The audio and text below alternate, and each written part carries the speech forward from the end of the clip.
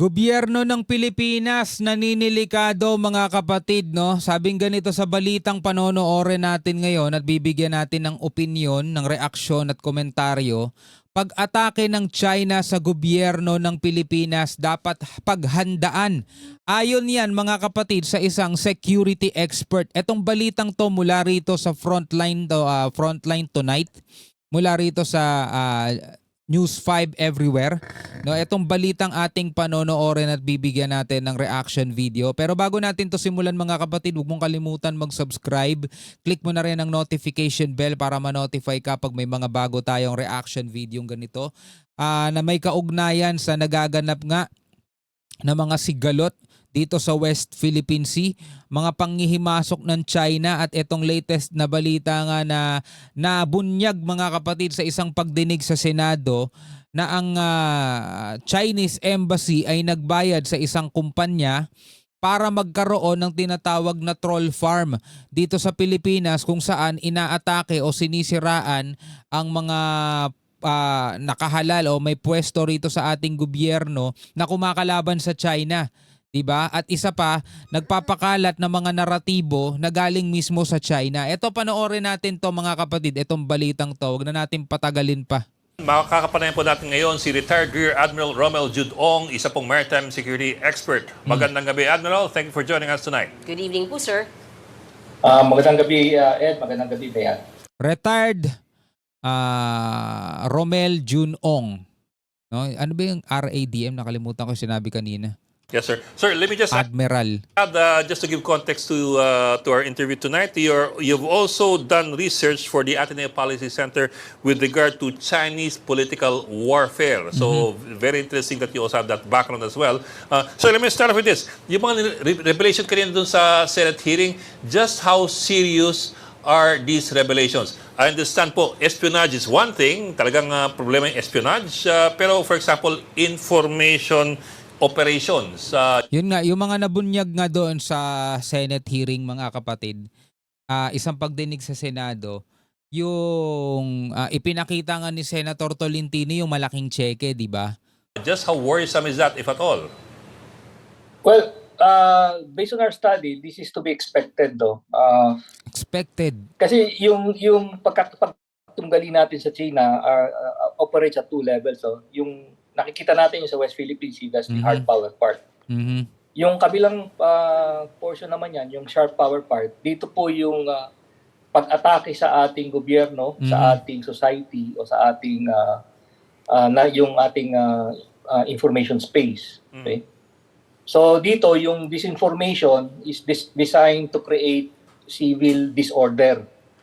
Okay? Yung, kumbaga, the best way for them to actually win is to create division. So pag-aaway-awayin nila tayo magkakapwa Pilipino. Yun! Lapupunan natin yan, napapansin natin yan at binibigyan natin yan madalas ng reaksyon. Isa yan mga kapatid sa pinaka matatawag nating magandang sandata ng China na pwede nilang magamit sa isang bansa na gusto nilang kunin o may interest sila mga kapatid. No? Alam nyo, ang China nagpapakalat sila ng nagpapakalat sila ng mga misinformation, nagpapakalat sila ng mga naratibo nila dito sa Pilipinas at yun ngayon nadiskubre o nabunyag doon sa Senado.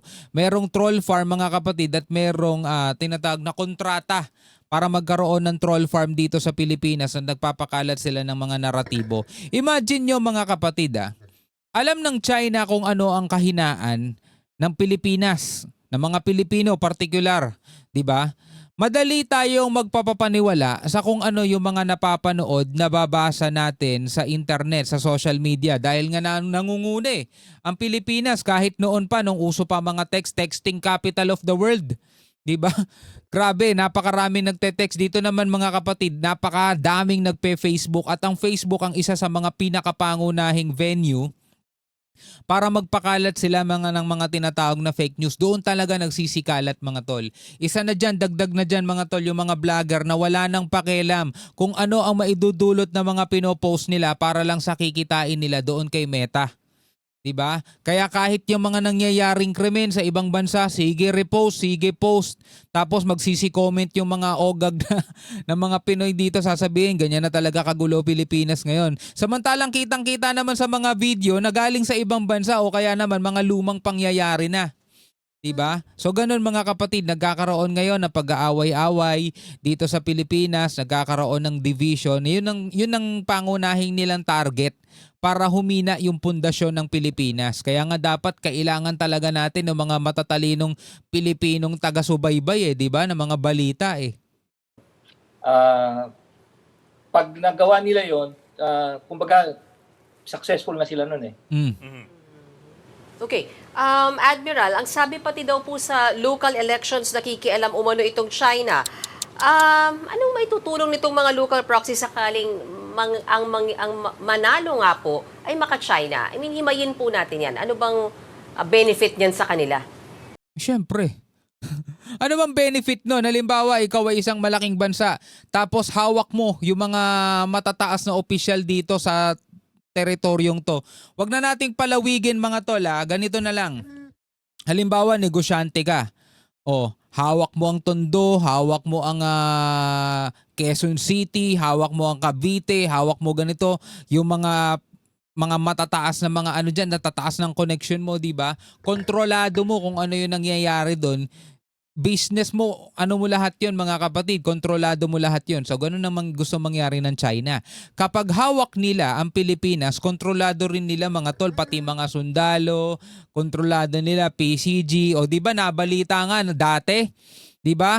Mga matataas na opisyal sa PCG, ewan ko lang kung hindi nyo napanood yung balitang yon mga tol matataas na mga opisyal ng PCG, sino?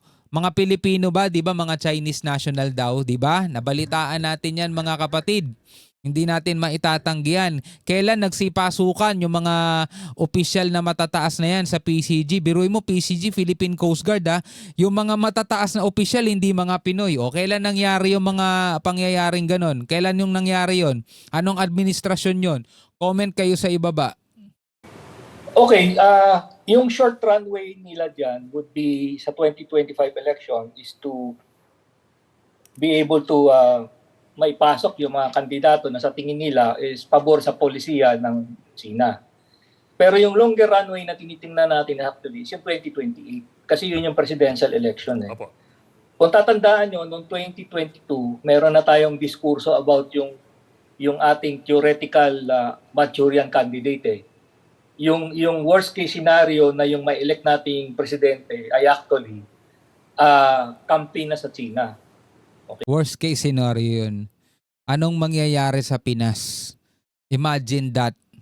Kung ang maiuupo natin bilang presidente ng Pilipinas, supposedly nagmamahal sa ating lahat, supposedly mga kapatid para sa kapakanan nating lahat, pasikretong nakikipag-ugnayan o nakikipag-deal sa ibang bansa para sa ating mga teritoryo. Imagine that mga tol, 'di ba? Okay. So ibig sabihin, pag nakuha nila yung ganong Walas, pwede objective, ko bang isundot yung tungkol doon sa West Philippine Sea?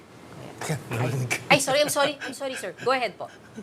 kung nagawa nila ito objektibo na to, hindi naman nila kailangan makipag-away na sa Pilipinas eh. Kasi makokontrol na nila yung polisiya ng gobyerno through yung kanilang mga, kumbaga, yung naipasok nilang pabor sa kanilang polisiya. Hindi na sila makikipag-away sa Pilipinas. Kontrolado na nila eh.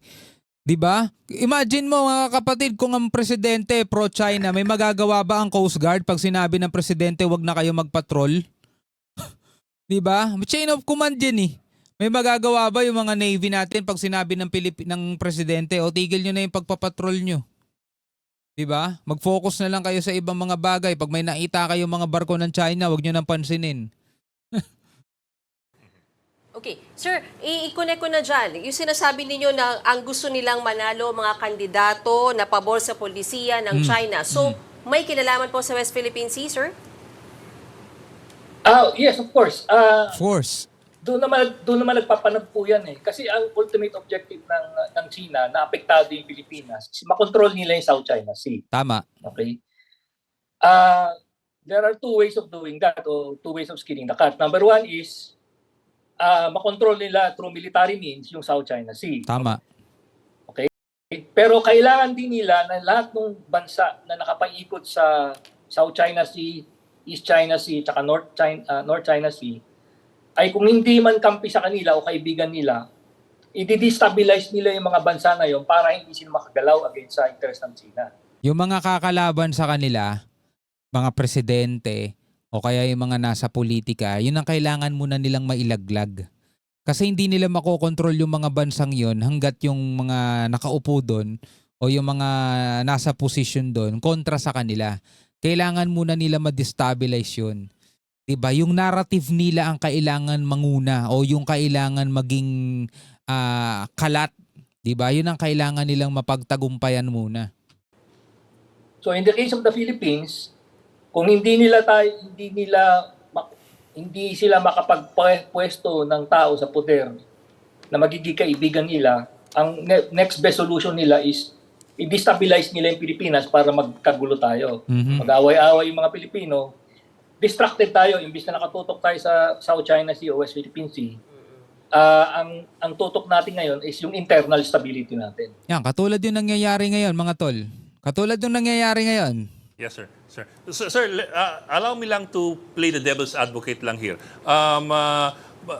When it comes to, for example, lobbying in other countries for those who support your policy, for example, as a country, don't all countries do that to a certain degree? I mean, don't we also, for example, lobby or express support for legislators in other countries who will support our interests? So in that sense po, at least in that sense, that's not entirely unexpected. If at all po, baka yung black propaganda lang, kung sakali yung problematic. As well, of course, yung espionage, ibang usapan naman yon. Okay, dito papasok yung if you recall, meron tayong discussion about yung Foreign Agent Registration Act of 1979. Yes, sir. O Batasang Pambansa number 39, which was enacted into law during the martial law years, no? But it was never implemented. Yung sinasabi mong yung merong maglalabi for yung interest ng bansa. Yes, sir. Doon sana papasok yon. Ibig sabihin, para mo gawin yan legally sa isang bansa, sa Pilipinas. You register. Yes, you register. Kung operational yung FARA law na yon, yung Registration Act, you just need to register even if you're a Filipino, na when you talk to government officials or you talk to the media, it is not in your own volition, but rather you are pursuing the interest of a third country or another country. Registered ka nun. So I think in that way, transparent yung transaction, transparent yung engagement ko na in a legal sense, no? Now, without that mechanism or legal measure, wala tayong basihan kung yung tinitawag nating malign influence o malign interference. You are doing this not only to lobby for the interest of another country, but you're doing this to subvert the government of the country na targeted. Yun yung So black propaganda. Ibang usapan na ngayon yan. Black propaganda. Sir, in connection with that, I understand we have Commonwealth Act number 616, pero this was passed before World War II pa. So it's a bit outdated. Tagal na. So in reference to what you're saying right now, na baka kulang-kulang pa tayo as far as legislation is concerned, may habol ba tayo in terms of whether it's legal or not, what is happening right now?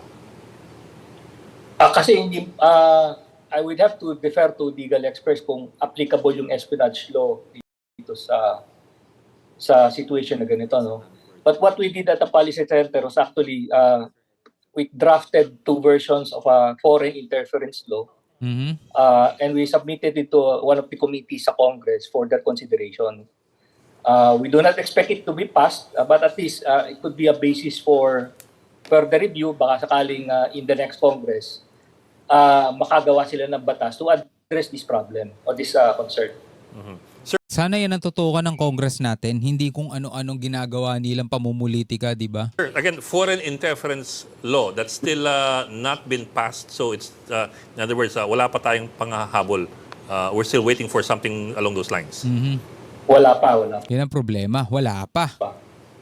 Okay, well, something to work on. Maraming salamat po. Foreign interference law. Wala pa, 'di ba? Napakarami ng mga dumaan, kongreso, iba't iba yung mga umupo diyan, mga tol, pero napakarami pa talaga nating kulang.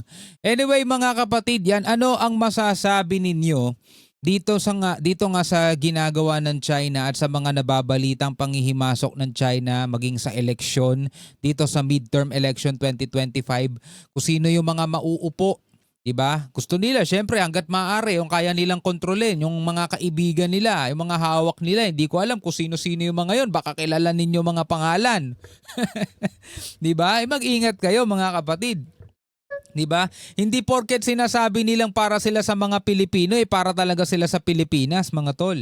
'Di ba? Baka para sila sa ibang bansa kasi yung naratibo ng ginagawa, yung naratibo na dala-dala nila is naratibo ng ibang bansa na sumusupil sa karapatan ng Pilipinas na magmay-ari ng ating mismong mga teritoryo, di ba? Anyway, bilang mga Pilipino, ano masasabi nyo dyan? Comment na lamang kayo sa ibaba. Hanggang sa muli, ako nga pala si Shobaldi. Peace out.